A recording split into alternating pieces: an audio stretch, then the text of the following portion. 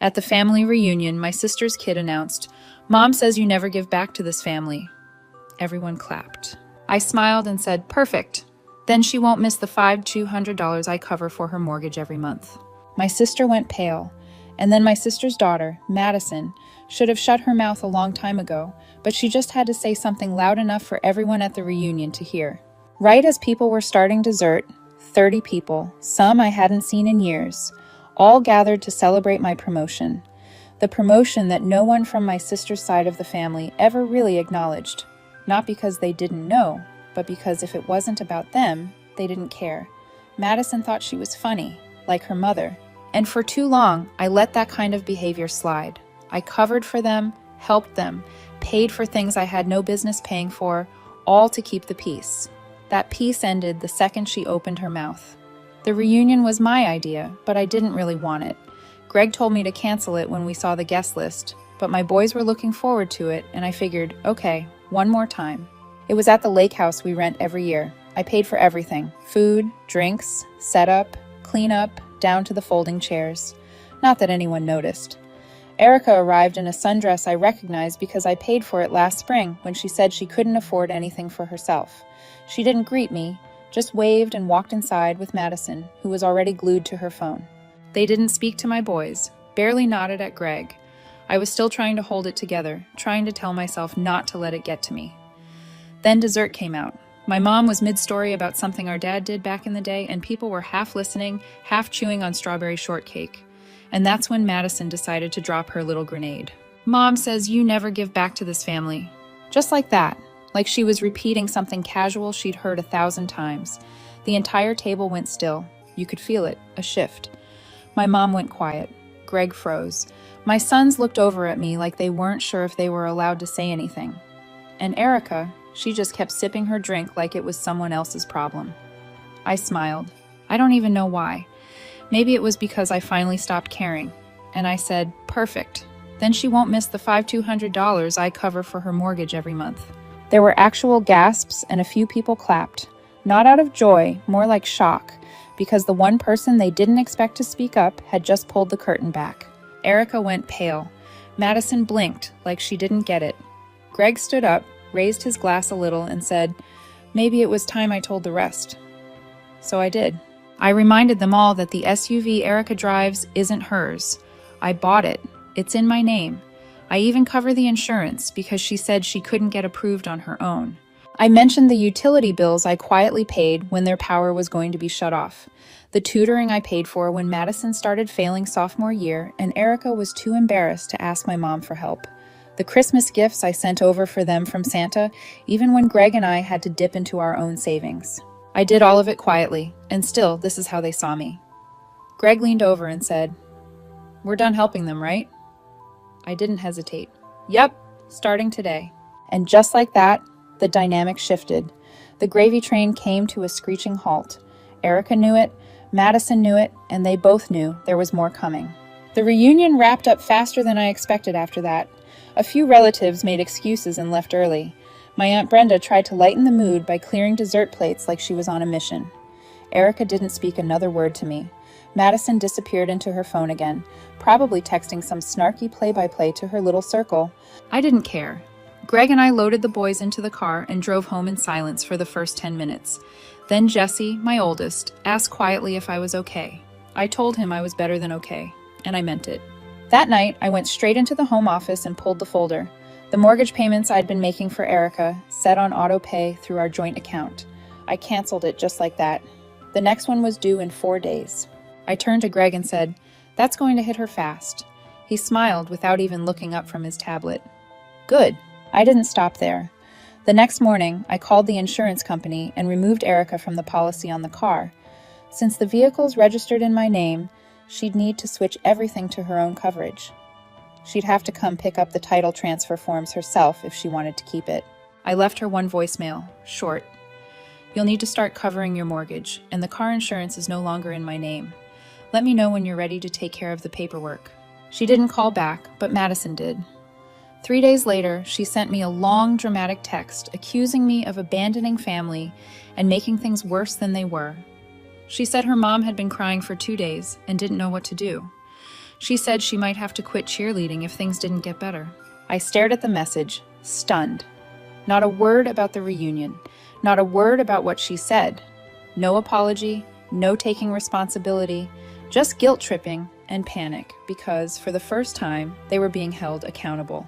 So I replied with one sentence, "Actions have consequences, Madison. Nothing else." That was the moment I knew I'd done the right thing. Not just for me, for my kids, too. They needed to see that kindness doesn't mean being a doormat, that you can love people and still say enough. The next week was quiet. Then my mom called. She wanted to talk things through and suggested that maybe I'd been too harsh, that Erica was going through a lot and didn't know how to ask for help in the right way. I didn't say anything at first. Then I asked her one question. "Did you know I was paying her mortgage?" She went quiet. Then she said no. "Exactly." She tried once more. Maybe just the car. Maybe just a few more months. But I cut her off. I told her I'd been helping quietly for years and no one noticed. But the moment I stopped, I was suddenly the villain. That's not how family works, at least not mine anymore. And the real twist, Erica showed up the next day. Not at my house, at Greg's office.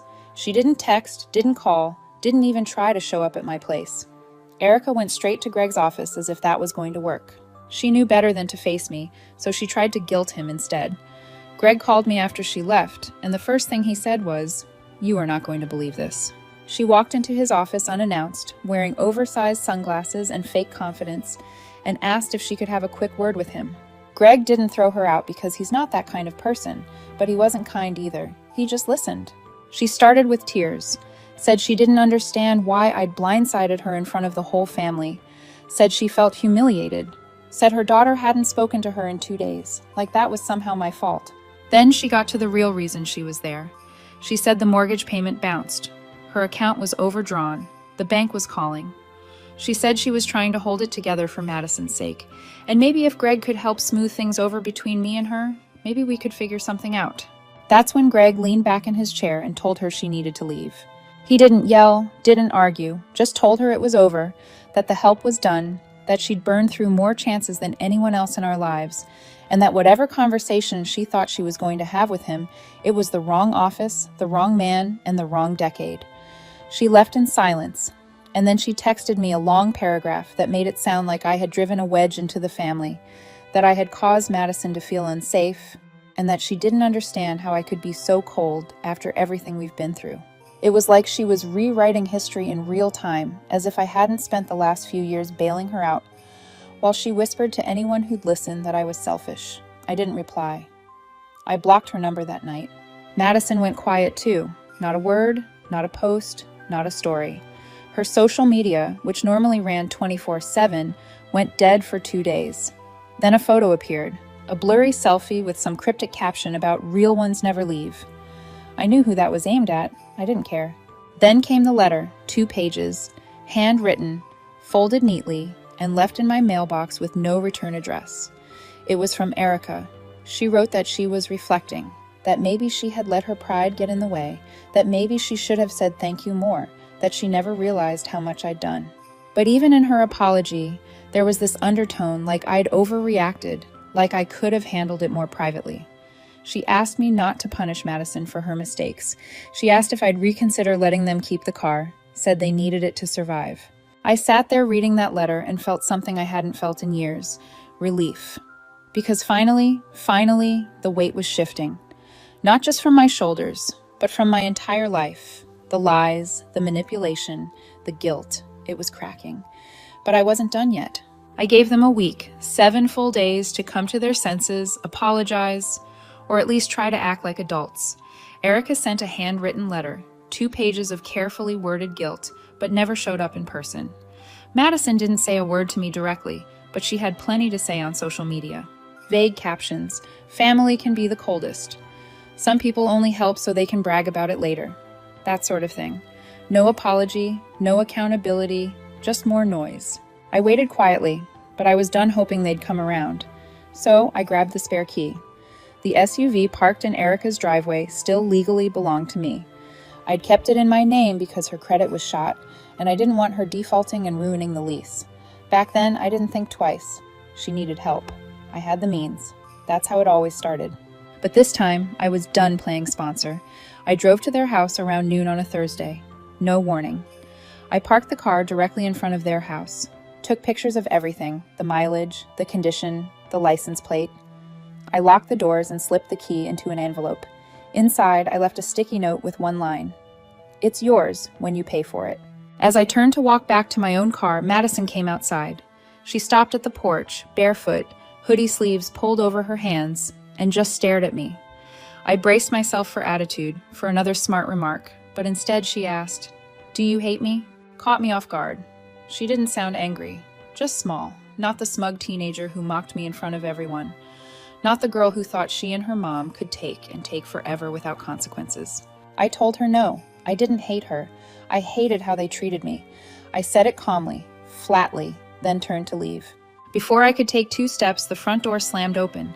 Erica came storming out barefoot too, phone in hand, still mid-conversation with someone. I heard her say something about overdraft fees and late notices, and then she locked eyes with me. "Don't you dare walk away from this, Nancy. You ruined everything." I didn't stop. I got in my car, rolled the windows up, and drove away without a word. And I didn't feel guilty, not one bit. That night around midnight, I got a string of messages from Madison. Long ones. First, she apologized. Then, she blamed me. Then, she apologized again. She said her mom was a mess, that the power company had called, that they might have to sell the TV. She said she didn't understand why I was being so cruel. Cruel. That word stuck with me. Like years of unreturned favors and financial handouts meant nothing. Like I just flipped one switch and ruined their whole world. But the truth was, I didn't ruin anything. I just stopped fixing what they kept breaking. The next morning, 7:40 a.m., Greg shook me awake with his phone in his hand. A voicemail. He pressed play. It was Madison. She'd shown up at his office not to yell, not to beg, but to ask for a job. And not just any job. She said she was willing to do anything. She said she needed money fast. Greg didn't say anything when the voicemail ended, just handed me his phone and walked to the kitchen like he needed coffee before reacting. I listened to it twice. Madison's voice was low, shaky, not the confident, sarcastic girl I was used to. She said she was sorry for showing up without an appointment, but she needed work. She said she didn't care what kind. Filing, cleaning, answering phones, anything. Her mom was not doing great. Bills were piling up. Things were getting weird at home. I didn't feel bad. Not yet. What caught my attention was what came next. She said there was something she wanted to tell me, something she hadn't said in front of anyone, something about her mom. Greg texted her back later that morning, told her to meet us at a diner near his office. Neutral ground. I didn't want her in our house, not yet, and certainly not if she was bringing drama with her. She showed up 10 minutes early, hair brushed, hoodie replaced with a blazer she probably borrowed from someone. No makeup, just pale and tired. She looked like she hadn't slept in days. I expected another performance, more guilt-tripping, but she surprised me. She slid into the booth and said, "I didn't know about the mortgage, not until last week." I didn't respond. Greg sat next to me, arms crossed, just listening.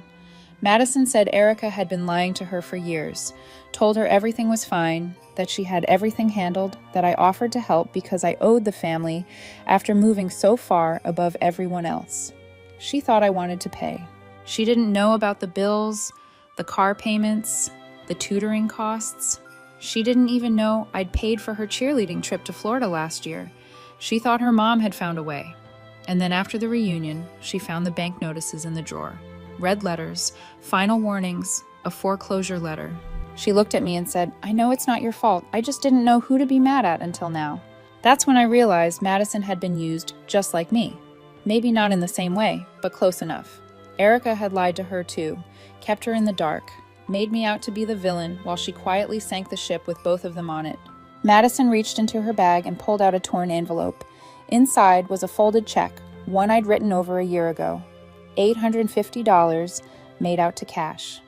Memo line, groceries. I never even remembered writing it. She said she found it in her mom's drawer with at least a dozen others uncashed, just sitting there. I stared at it. She said, "I think she kept them in case she ever needed proof to guilt you with." That was the moment it all clicked. Erica never intended to fix anything. She just wanted to keep a record of every favor, every dollar, not to be grateful, but to use. I pushed the check back toward Madison and told her I wasn't hiring family anymore, that if she wanted a job, she'd have to apply somewhere else on her own. She looked crushed, but nodded. No argument, just a quiet, yeah. But as we stood up to leave, she said something I didn't expect. I don't think she's done. My mom. I think she's planning something. I paused, asked her what she meant. Madison looked at the floor and said, I heard her talking to Grandma. She's trying to turn the family against you. Said, you've changed. Said, Greg controls you. Said, she might tell everyone you were stealing money from them all these years, that you're not as generous as you pretend to be. And that's when I knew Erica was spiraling. And the worst part, my mother was helping her. She was trying to poison the well. That's what Madison said as we stood in the parking lot after the diner. Erica had been calling relatives all week, spinning stories, telling them Greg controlled the money, that I was using my promotion to act superior, that I'd made up the payments to embarrass her publicly. And the worst part, my mother was listening. I didn't want to believe it until the phone rang that night. It was Mom. She started with small talk, asked about the boys, asked about work.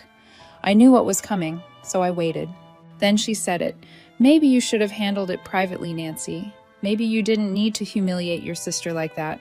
That was it. That was the moment I knew it was done. I asked her if she remembered who paid her rent last winter when her heating went out. She got quiet. I told her Erica wouldn't have survived the last 3 years without me, and the only reason she was angry now was because the free ride ended. She tried to interrupt. I didn't let her. I said, you want to pick sides? That's fine. Just don't come to me when she drains your savings too. And I hung up. The next day, I went to the DMV and started the process to repossess the SUV. Legally, I had every right. It was mine. I'd given her enough time, enough warnings, enough kindness. I wasn't asking anymore. The repo guy called me 3 days later. He said the car was already gone, not stolen. Erica had forged the sale using fake documents. She flipped the car to some guy across town for cash under the table. My car sold. I called the police, filed the report, gave them everything. Photos, title, texts. The guy who bought it returned the vehicle without a fight once he realized what happened. But now Erica was in legal trouble, and she knew exactly who put her there. Madison was the one who told me. She came to my office in tears a week later, shaking, said her mom was losing it, screaming at everyone, blaming me for everything, said the lights got shut off that morning, that there was no food in the fridge, that she found a list in her mom's notebook titled, Ways to Make Nancy Regret It. The list included calling HR at my job, reporting Greg for financial abuse, and spreading rumors about us both. That's when Greg stepped in. He showed up at Erica's house the next morning alone. He didn't yell, didn't argue. He handed her a typed letter. He said the following: any further harassment, slander, or communication would result in a restraining order. Any continued attempts to involve our children, extended family, or place of work would lead to full legal action. She was officially banned from our property, our phones, and our lives. She slammed the door in his face. 2 days later, my mother called again. She said Erica had told her everything, that I was suing my sister, that I was ruining her life because I couldn't handle the truth. I asked my mother if she wanted to go next. She didn't answer, so I hung up again. That was the last call I took.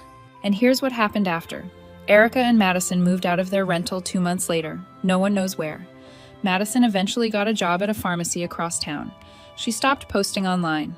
My mother still lives alone, quiet now. She knows where the line is. And me? I'm good. My sons respect me more than ever. They saw what boundaries look like. Greg and I are stronger than we've ever been. I still have the check Madison gave back, the one Erica never cashed. I keep it in my drawer, a reminder. They tried to turn me into a villain for doing too much, but they never thought I'd stop. Now they know, and they finally respect me. Not because I yelled, not because I fought, because I walked away. At the family reunion, I was the silent one, the helper, the one people whispered about but never thanked. Madison's careless words cracked the facade, but the truth had been building for years. The dinners I skipped paying my own bills to cover theirs. The holidays when Greg and I went without so the kids could have more. The favors stacked up like sandbags, one after another, until they crushed me under the weight of expectation. And when I finally said no, it was like I had betrayed them, like my entire worth was tied to how much I gave. That was the lesson my boys had been watching, and it terrified me more than the fallout with Erica. I didn't want them to grow up thinking love meant endless sacrifice without gratitude. I wanted them to know love also meant strength, boundaries, and self-respect. Greg saw it too. He told me once, late at night, when the house was finally quiet, "Nancy, you've been carrying them for so long you forgot what it feels like to stand on your own." He was right.